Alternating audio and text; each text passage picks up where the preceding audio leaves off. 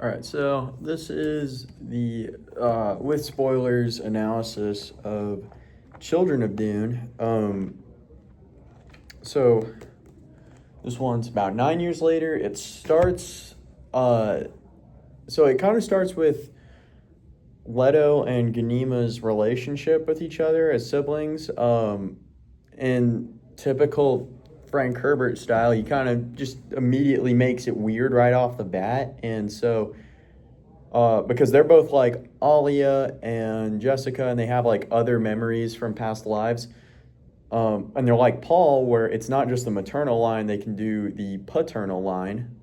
So, basically, they would let the memories of their parents like possess them, and they got really close to kissing in like the first part of the book. It was really weird.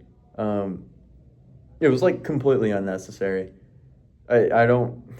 He has a good way. He has well, not good. It's not good. He has a weird way of making really freaky stuff like plot essential, and he's able to do it in a different Dune book, Chapter House, but it's just like in this one he just like it's like he put it in for like just shits and giggles. It's like, oh yeah, these 9-year-old siblings, almost twin siblings, yeah, let's have them like almost kiss. They might have actually. I haven't read Children of Dune in over a year. They really could have, and I just blocked that out of my memory.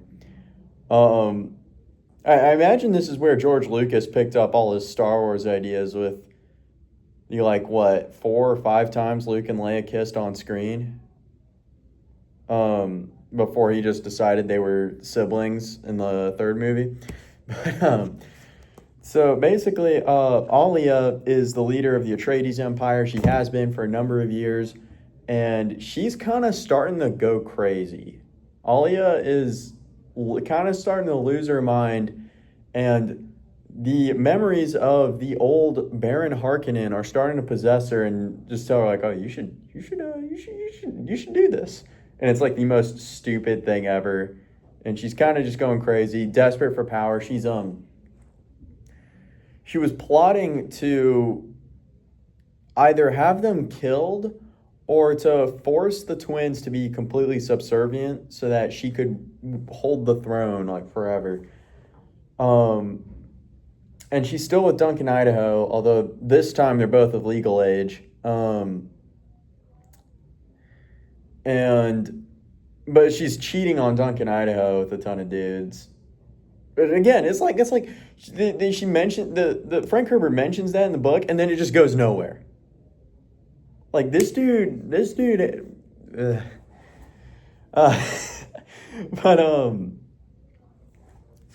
then so, and also the Carinos, not Irulan, the Emperor's daughter. She is actually 100% against the royal family. Now, her loyalty is now completely to the Atreides and to Paul's children.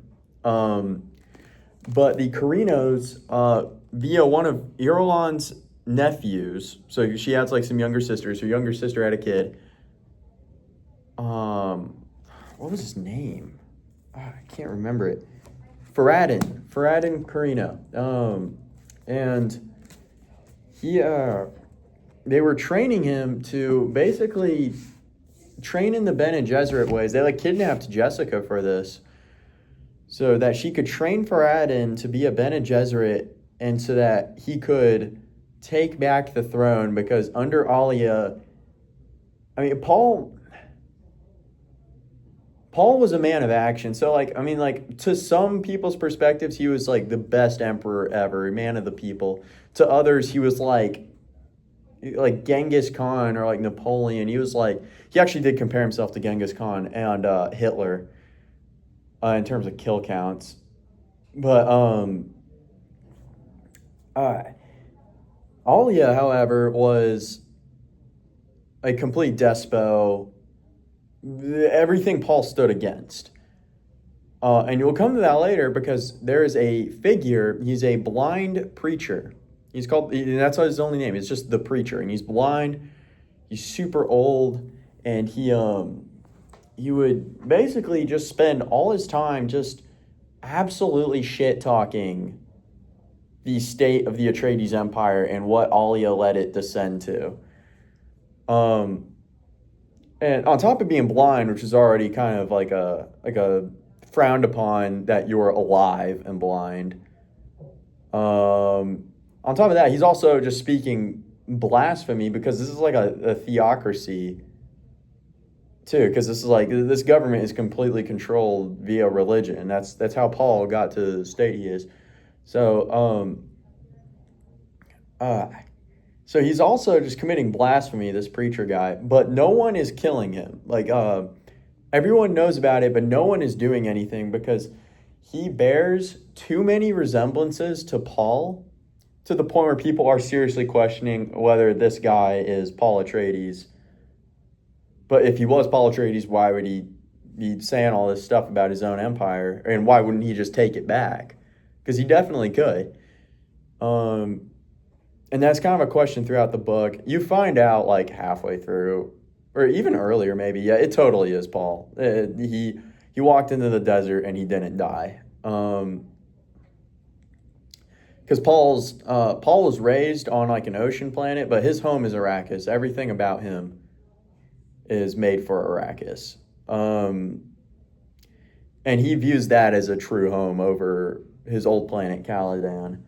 But no, so basically, the Emperor sends those Laza tigers from the cover of the book to kill the twins. And what happens is Leto, they survive. Both of them survive, but they come up with a plan. And Leto decides to fake his own death. And he conditions Ganima, or Ganima conditions herself into some kind of hypnotism to the point where she could lie and say that Leto died, and then no one would doubt it, because the Bene Gesserit are very skilled in lie detection. And it's not, basically, it like never fails. They can always tell when someone lies. But Ganima conditioned herself so that she truly believed her brother was dead. So she came back, Leto's dead, so Alia starts plotting, and the Corrinos start plotting, and basically they're going to put Farad'n on the throne, and they're going to have Farad'n marry Ganima, since the male heir is now dead, for the Atreides. And basically, and it's weird too, because Farad'n's like 20, 21, 22, Ganima's like 9. I don't know what his thing is with kids and adults getting married or doing weird stuff. But basically, they would marry. Alia was against this. Alia was kind of just doing her own thing this whole book. They go through. The Fremen are starting to kind of rebel against the Atreides. They kind of feel as if the vision for a paradise of Arrakis that Paul promised them was lost.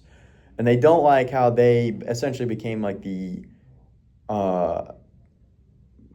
gun that Paul Atreides, the metaphorical gun that Paul Atreides was using to kill all his opposition. And so they're kind of wanting to leave and go back to being like nomadic and a tribe force. And then on top of that, Arrakis got its first rain. And this is supposed to be a huge thing. Like, it rained for the first time on Arrakis. Paul's accelerated plan to turn the planet into a paradise is working extremely well. Too well, because sandworms are starting to become few and far between. Like, they can't really find any anymore. Like, the Fremen are kind of having to go back to walking across the dunes because they can't find any sandworms, only dead ones, because the amount of water that's in the sand and on the planet, it's becoming toxic to them. And it's really cool. So Leto's in the desert, and he actually gets kidnapped by Gurney Halleck and some kind of like a splinter faction of Fremen who are like pirate. No. I remember now. he got taken to a pirate siege. So it was a siege of unlawful and bad fremen, basically, that were like exiles from their society, and they committed all sorts of crimes. Leto got kidnapped by Gurney Halleck and taken there. And Leto, this whole book, he realized how the spice had affected his father and made his father trapped in a perfect destiny. Like because Paul kind of lost his free will, not to anyone, just to the future. Like his life was controlled by having to always make the right decision. And Leto didn't want that for himself. But basically what the pirates do is they literally force feed him like a ton of spice to the point where he's like passing out. And, you know, he experiences visions and he sees the future.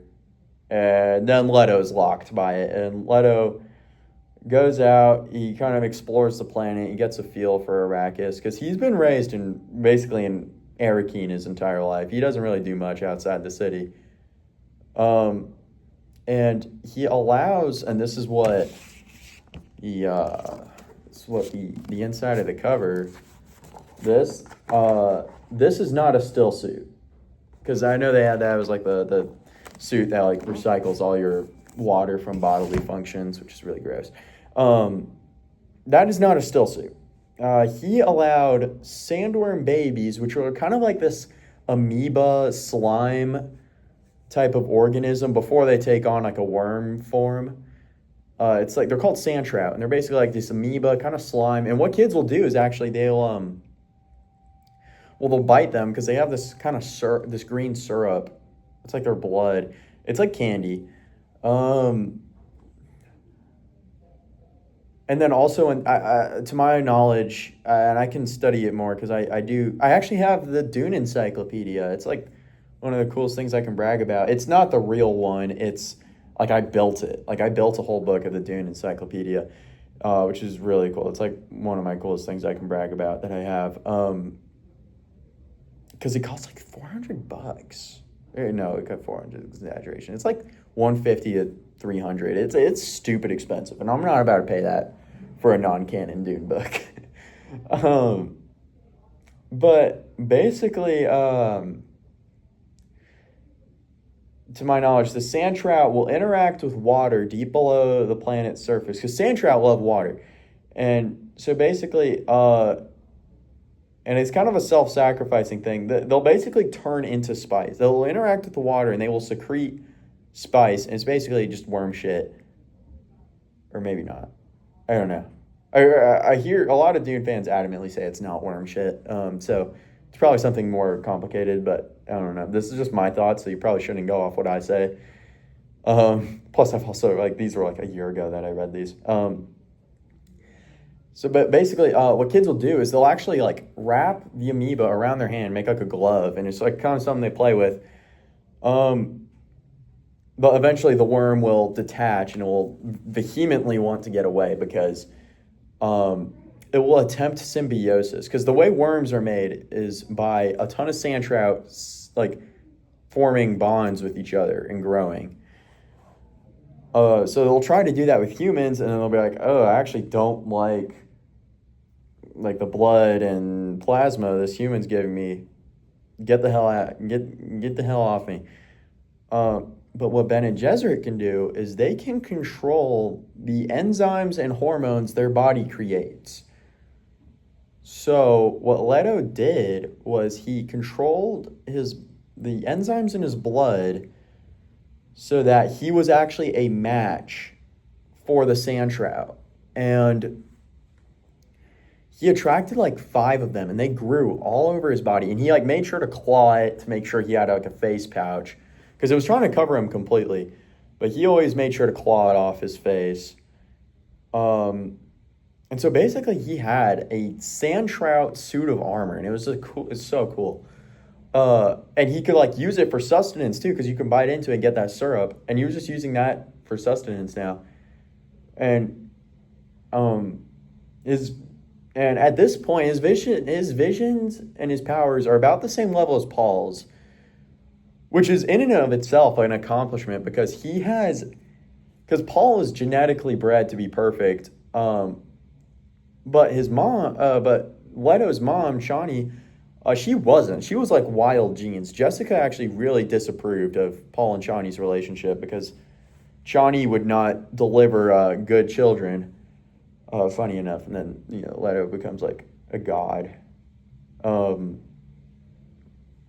but it was like wild genes. So Leto already matching Paul's level of foresight was just insane at this point in the book. And Leto goes to find Paul in the desert, and it's a really cool moment. The sandworms do not attack Paul. They don't. They never offer an explanation for, like. I mean, why they don't attack Leto. They explain because sand trout have lots of water in their bodies.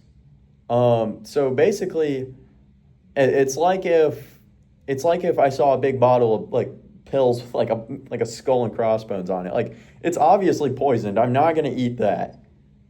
And that's how the sandworms feel about Leto, because it's like, oh, okay, well this guy's obviously holding like a lethal dose of water. I'm not gonna eat this dude. But they never offer an explanation for why Paul doesn't get eaten by the sandworms. And I think that's really cool. It just shows like how connected he is to the desert. But Paul and Leto have a whole discussion, and it's one of the best dialogues I've read in a science fiction novel. Because Leto is talking about his plans for the future, and you realize just how much worse Leto is going to be than Paul. Leto is going to like actually just ruin life. And with his sand trout armor, he's going to live for thousands of years doing this. And you realize that Paul saw this same vision for himself, and after Chani died, he just denied it. He didn't want to spend his life as like a sandworm human hybrid and be like a new dictator. He didn't want that. So he denied it, and he was really, really actually upset with Leto for taking that and ruining his life. Because basically as soon as the sand trout bonded, Leto couldn't take him off. And it's described a lot as a skin that is not my own that Leto has. And, Leto also, it gives him like superpowers too, which is so cool to me. It's like Leto can run at super speed, jump super high, has super strength. He's literally just like a superhero. And it was really cool. And he was basically, this was actually scary. He was destroying sieges that were loyal to Alia. And they were calling him a desert demon. He was just single-handedly like punching down mountains, which is insane. This dude's like 9 years old, too. It's like a 9-year-old doing this stuff. It's just like insane. It's so cool.